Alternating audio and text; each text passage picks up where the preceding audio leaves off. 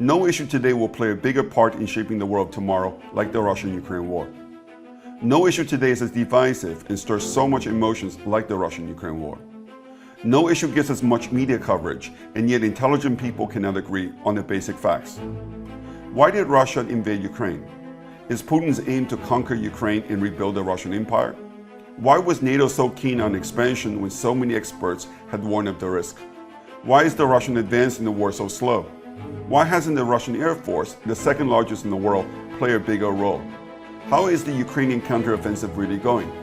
What if it doesn't succeed? Can the US afford to let Zelensky lose the war? Let's dive into these crucial questions and see where hard and soft evidence and logic take us.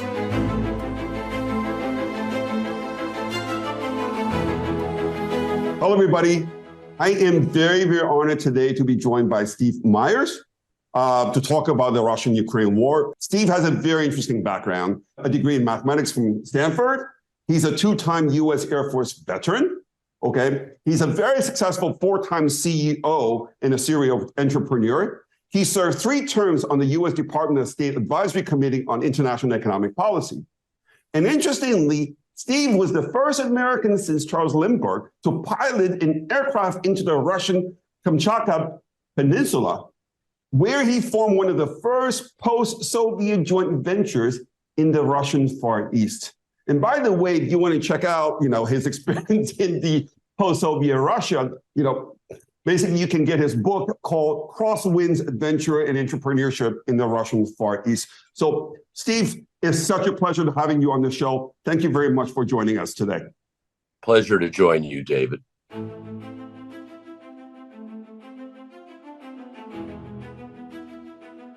Over the last few weeks, at least in Europe, the public support for Ukraine is waning, but the leaders have not given up and are just trying to convince their people that we need to basically stick it out simply because we could be next if Ukraine loses this war. Now, so this is making a very strong assumption. You were quoted in a USA Today article recently as saying that you think that Russian military tactics so far in this war have been completely inconsistent with the idea of conquest. Can you please elaborate more about, what is it that you see about the Russian tactics that leads you to arrive at that conclusion? Let me begin by sharing something with your audience so they have a sense of where I'm coming from. I'm very much a political centrist and not either anti or pro Ukraine or Russia. So I don't feel like I have a dog in the fight. What I'm interested in is the irrationality of the actions that the West has taken that have gotten us to this, brought this war on, and have gotten the war to where it is today. I think the bottom line for me is this war never should have happened. I think it's a tragedy for Ukraine. It's a tragedy for the world. And probably the most devastating geopolitical event that's happened in the world since the end of World War II. It's got no end of unintended consequences. And I honestly think it happened because of a lot of notions like the one that you're bringing up now, which is what are Russia's intentions. Now, I've read many of Putin's speeches, and I cannot find anywhere any speech that he's giving where he's talking about, conquest of the West. He's trying to recreate the Soviet Union. He's trying to recreate the Russian Empire. That is a lot of hyperbola, I think, that's being promoted by people in the West who have a political agenda to maximize fear, to play on people's secondhand trauma from the horrific things that happened in the world during the 20th century. I think that the battlefield tactics that I've seen Russia employ at the beginning of the war, which were awful, showed no indications at all of any kind of conquest in mind. In fact, I think what they had in mind, they just went around about it in a very bad way, was really a decapitation attack on Kiev with the intention of installing their own puppet leader instead of our puppet leader. And that didn't work out too well. But something you need to understand about how the Russians roll. They always do this after the Ribbentrop-Molotov treaty was signed between Nazi Germany and the Soviet Union, the purpose of which was to give both sides a pause before they started the war.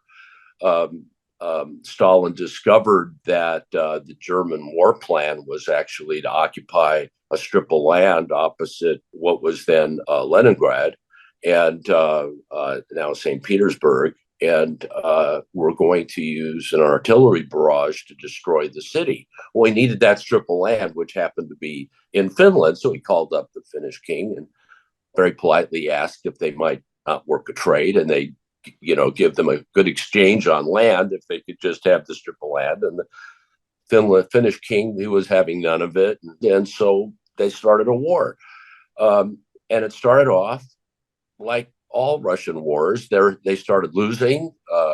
They had bad leadership. So that was for about the first 3 months. And then the Russians did what they always do. They shot the general, they replaced the troops, they came in with an army that knew what it was doing, and the war was over in 3 more months. So in 6 months, the war was over, and Finland had lost 20% of its landmass. The deal that that Putin was trying to make with the West, if you step back and take an objective look at those 4 points, right now they're looking like they're a pretty good deal. And that's after now Ukraine's in jeopardy of losing probably 46% of its landmass. 46%. It's got 350,000 casualties. It's bankrupt. It's lost 40% of its population. Shall I go on? I mean, this is a ridiculous situation. And from a military standpoint, there's no expectation that Ukraine could possibly win this war. And we should have known that. We did know that before this started. So the real question is, what are these people thinking? If Putin is supposed to be Hitler, he's like the worst Hitler ever. What has he conquered? What exactly, what's he been doing since, 2000? The guy's been in office for 23 years. What exactly is his conquest record? It's a kind of a look. There's a lot of political statements that are made. There's a lot of propaganda, and all that does is throw dust in the air to prevent people from making up their own minds about what it is they're actually seeing. My favorite phrase about this war is, and you hear it every day in the narrative, unprovoked. Putin's unprovoked invasion of Ukraine. Well, I think he was very much provoked, because I think you look, I'm not an apologist for Putin. Let's just say they're all monsters. Okay, pick a regime, pick a country, and you're just talking about degrees. So he's monster of the day. All right. The real question is, what's his job? And his job is to be the advocate for Russia. That's his job. His job is protecting the national security of Russia. Just as in the United States and in every other country in the world, their leaders have those same responsibilities. They're there to look out for the best interests of their people. They're there to look out for their economy. They're there to look out for their national security. Putin believes, down to his toenails, that Ukraine joining NATO is a national security threat to Russia that rises to the level of of being an existential threat. Now, what does that mean, an existential threat? What it means is that you can be attacked and destroyed before you can counterattack. This is the moral equivalent of the Cuban Missile Crisis, but only in reverse. So in the Cuban Missile Crisis, you had a sovereign nation, Cuba. We didn't like their nation. We weren't happy with their political leadership. That's beside the point. They had a country. They were a nation state. They made a deal with another nation state, a trade agreement, an exchange agreement. They agreed to host the Soviets in Cuba and give them land to set up bases. The Soviets imprudently, under Khrushchev, decided that they put ICBMs, intermediate range ICBMs, in Cuba. Well, that was an existential threat to the United States, and we'd have gone to nuclear war over it. And had it not been for the superb diplomatic skills of Robert Kennedy, that's probably what would have happened. What's going on here? The difference is this is basically a proxy war. And it's a proxy war because if the United States did not finance it, the United States didn't promote it, the United States didn't encourage NATO, it could not have happened. And if the war couldn't have happened, that means Ukraine and Russia would have had to sit down and work out a deal. And the conditions that Russia was asking for, I didn't think they were particularly obnoxious. Elon Musk doesn't think they're particularly obnoxious. There is a wide array of geopolitical thought leaders who thinks that this was not such a crazy idea. Great start for a talk. His number one demand is Ukraine should be neutral, not be a member of NATO. They needed a buffer. Okay. I think that's where we're going to end up anyway. If you think about that as the primary, biggest issue. Of course, the second issue was the Crimea. They're not going to give up the Crimea like ever. Okay. In fact, we forced their hand in 2014 with the coup that overthrew the Russian-friendly president of Ukraine. And that sort of set up a situation where Ukraine could right then and there fast track it into NATO. And so I think Putin's action in Crimea was about making sure that Crimea did not become a NATO base.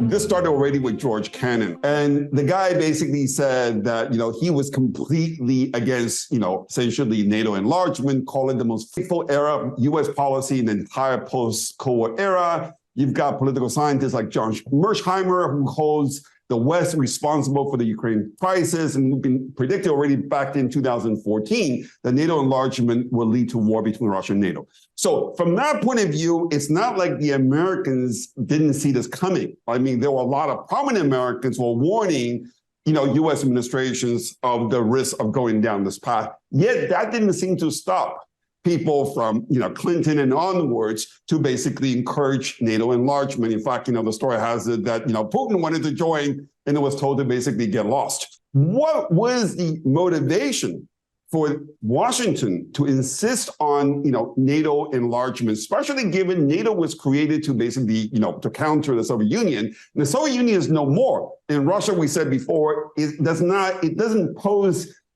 danger like the Soviet Union did. So in general, the raison d'etre of NATO has been called into question, let alone enlargement and basically pissing off the Russians and make them feel insecure. The first thing to understand is that when the Soviet Union collapsed, the real question is what is NATO's purpose? And of course, it didn't have one because its whole purpose was built around defending the West against the Soviet Union. What I see happening is NATO becoming repurposed as the military wing of the EU. That gives you a context to start to make sense out of what happens. Because now if NATO is the military wing of the EU, NATO starts going to the former Warsaw Pact countries and saying, look, why don't you join NATO? We'll give you gear, we'll train your troops, we'll send you money, and we'll get you into the EU. Who's not going to do that? And a lot of these Warsaw Pact countries, you think about Romania, think about Poland, they hate the Russians. There is an aspect to this that no one talks about that you need to understand to make sense out of what's happened. And I've been wanting to write an essay about it, but I don't know how to end it. But here's the issue. The issue is multi-generational, unresolved trauma. All of these Warsaw Pact countries are filled with the children. Most of the of the people that lived it are gone, but not all. And their children were raised in an environment of living with the same kind of trauma the children of Holocaust survivors had to live with. And that trauma has never been resolved. And I meet people from Poland, from Romania, from other former Warsaw Pact countries, and you can feel it in the way they feel about things. This is entirely emotional, irrational. Actually, they're terrified. It's a very fear-based thing. Politicians feed on that fear. When I was talking earlier about feeding on the fear, this is the fear that I'm talking about. Europe generally, and Central Europe in particular, has huge anxiety about a Russian invasion. It's not going to happen. Putin many times has talked about NATO and Article 5, and he has zero interest in having any kind of a conflict with NATO. That's one of the reasons you've seen so little of their Air Force. That's one of the reasons they've been so restrained in the way that they have dealt with Ukraine.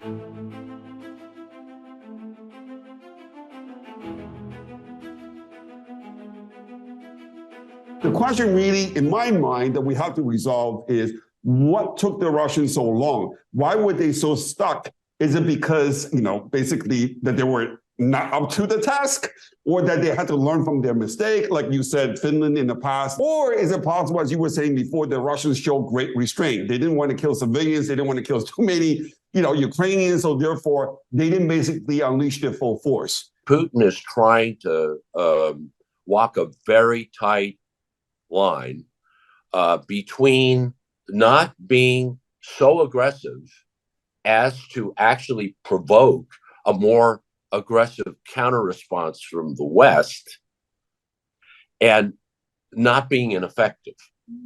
I think he started out giving orders on in the West. We call this rules of engagement. And I think the rules of engagement that he gave his military constrained them from doing what they needed to do to win. Why? Because he made a political calculus that was incorrect. And that political calculus was how the US was going and NATO were going to react. So instead of asking themselves, why is it that they're fighting with one hand behind their back? It's, they're weak and stupid. Let's escalate the conflict, without realizing the escalation of the conflict isn't going to move, not going to change the Russians. They'll just match you. This is, if you want to have an arm wrestling contest, fine. You up at 20%, they'll up at 20%. The catastrophe is what it did to Ukraine, because every time we escalated the conflict, the response was more damage to Ukraine, more people killed in Ukraine. Ukrainian casualties are at about 350,000 right now. There was just an article, I think it was the Wall Street Journal, that was talking about 50,000 amputees and 200,000 wounded. That's 250 right there. And they've had at least 100,000 killed.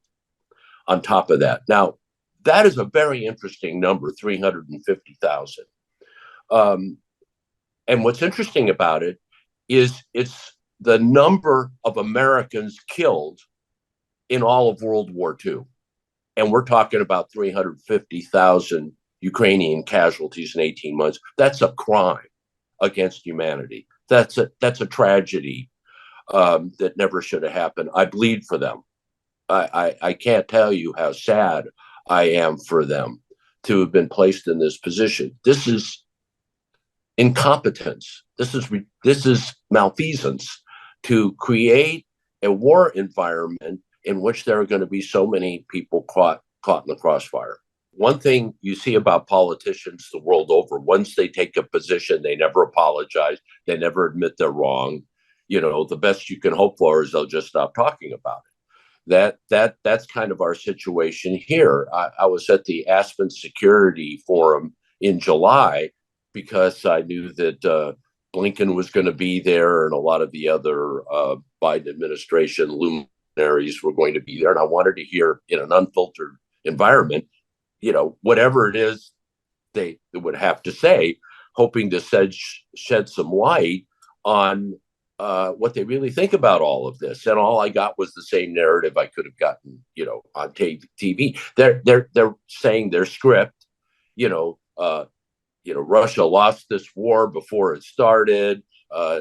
Ukraine is going to win. It's just a matter of time. This is all utter nonsense. It's not based on reality. It's merely aspirational.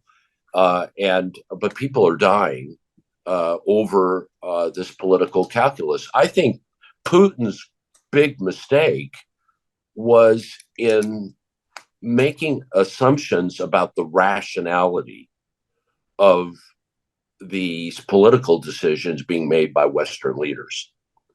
This was not rational. This was an eminently negotiable, resolvable conflict, unless you wanted the conflict.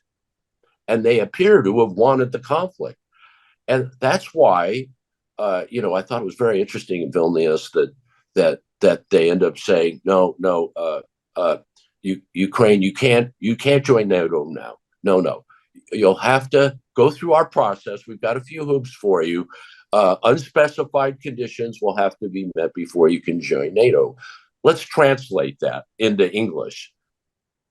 You're involved in a conflict. One of our bylaws says you can't join NATO if you're involved in a conflict. You have to end the conflict before you can join NATO. Well, that's catch-22, because this conflict now is never going to end. In fact, that's what provoked the war in the first place, because Putin knew that if he didn't invade Ukraine, they were going to join NATO. Okay, now he'd have 10 times. So he's either going to fight a small war he couldn't lose, or wait for the bigger war he couldn't win. He doesn't want a war with NATO. Okay, and believe me, NATO doesn't want a war with him. Okay, that's a lose-lose situation. And that isn't an altogether an unacceptable outcome from a Russian perspective.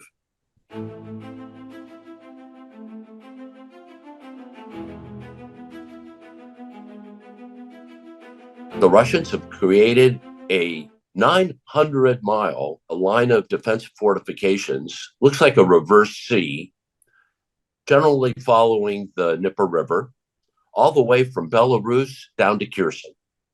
Now, that gap between those entrenched fortifications, by the way, we're talking about tank traps. We're talking about no end of barriers to slow down and obstruct an attacking force. This is an artillery war, first and foremost. The Ukrainians are going through 900,000 155 millimeter shells a month. 900,000 shells. I don't know what they're shooting at, but the Russians are shooting 10 times that much. Okay, and they're not in any danger of running out of ammunition. Now, what's between that Maginot Line and the Dnieper River is something they're calling a security zone. I call it a death zone.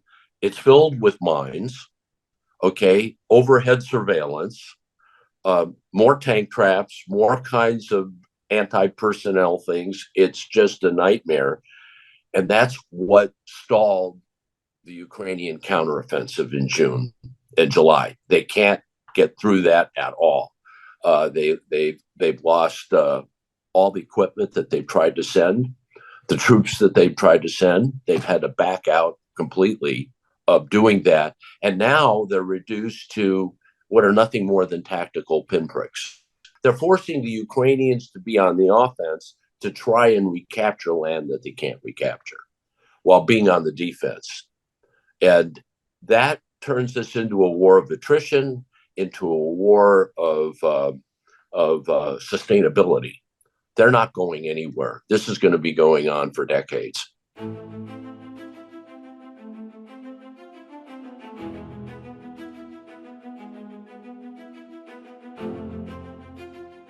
So the question is, isn't it possible the best chance that Zelensky has is to draw NATO in? And then, and that's the only way he's going to have a chance to basically defeat the Russians.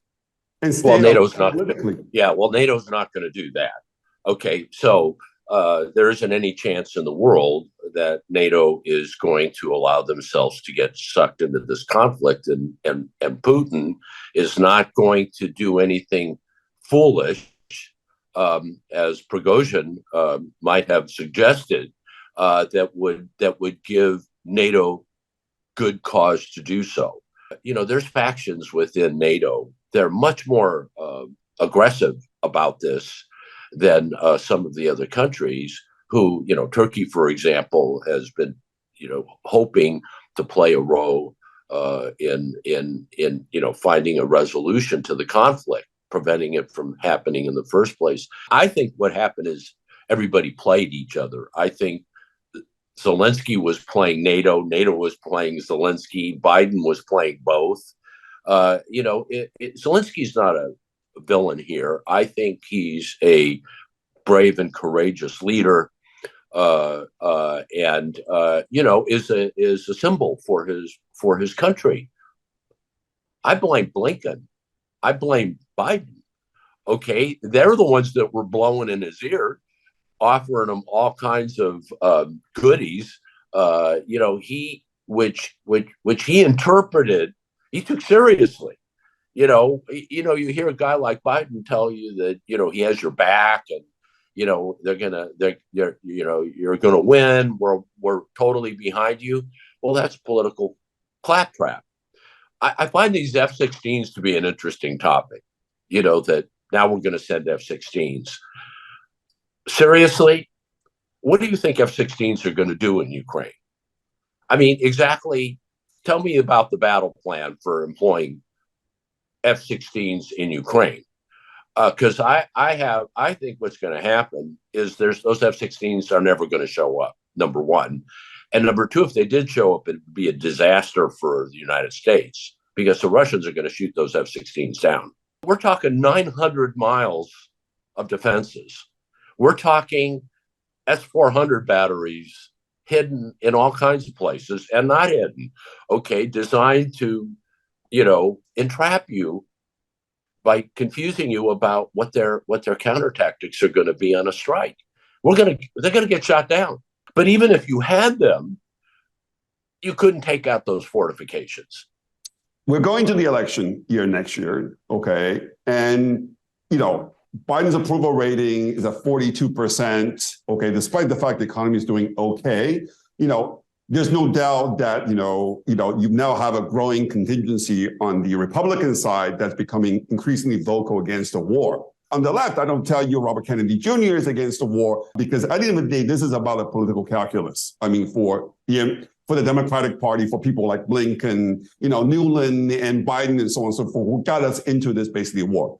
How do you think this election is going to change basically their determination to keep this war going for as long as it can? I mean, is there any chance they might cut basically Zelensky loose at a certain point? What do you think that this point is they're so basically mired in this war that they cannot basically cut Ukraine loose without taking a beating themselves in a very big way, especially what it means for U.S. prestige and hegemony going forward? This year is essentially coming to an end as far as the war in Ukraine goes. It's already August. Nothing's going on of any significance. More pinpricks, more suicide missions, that kind of thing. Meanwhile, we're sending $1 billion a week to or two. It's hard to know what the truth is in that, but $1 billion or two a week to Ukraine is their stipend. I mean, this is serious money we're sending to keep them afloat. And Europe is going to have a very bad winter. Germany, in particular, is going to have a very bad winter. They were getting 40% of their energy, I believe, from Nord Stream, and now that's been replaced by the United States providing LNG, but it's not going to be enough. They were getting a lot more. They're going to need a lot more energy than they can get their hands on. They've already had to cut back on their industrial capacity. A lot of people have lost their jobs. A lot of recession going on in Europe. Things are going to get worse economically in Europe the longer this goes on. The House of Representatives returns to Washington on September 12th. They have to basically, pass 12 bills in order to prevent a government shutdown on October 1st. There's going to be a huge fight over spending in 2024. The fiscal year starts on October 1st. So that's right. When you look at actually even the agreement they signed, a couple of months ago after the debt ceiling, basically prices, essentially the 2024 fiscal spending is going to be capped at the 2023 level. So there's not going to be any room to basically send more money to Ukraine unless they're going to take away from Americans. Okay. So, from Social Security checks and so on and so forth. Interest payments on US debt this quarter, my projection is going to hit $1 trillion annualized rates. Yeah. So my point here is, again, I'm just trying to basically think, what going to election year, if you're Biden, you basically cut your losses and basically said, you know what, tell China, please get a deal with Russia, and basically you throw Zelensky the dog, or that you keep you're trying to keep upping support and get this war going and trying to paint basically Putin more and more as a monster that's going to basically invade Europe next and so on and so forth. Honestly, I think America is aching to move on and get past this political stalemate we're in between the left and the right, which is doing a disservice, to the country. The Ukraine thing is going to be a sideshow. We're going to hear less and less about it. You're going to start hearing the Biden administration talk about, they've decided to stop fighting. They've decided that they want to save lives. They want to work on, doing something for their population besides killing them. And basically it's Zelensky's problem. It's Zelensky's war. It's not our war. We were here to support freedom and democracy. Right? I personally think that, what they're staking, what people like Blinken and Newland, Biden inadvertently or not, they're putting the whole entire U.S. hegemony at stake here. Whatever happens this war, I think the world is going to look at the United States very differently. On that note, Stephen, it's been incredible to have you on the show, and I learned a great deal. I'm sure our audience will as well. Thank you, Stephen. Okay. Appreciate it. Have a great